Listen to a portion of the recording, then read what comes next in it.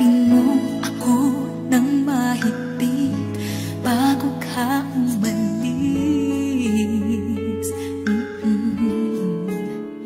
Hawakan mo ang aking kamay.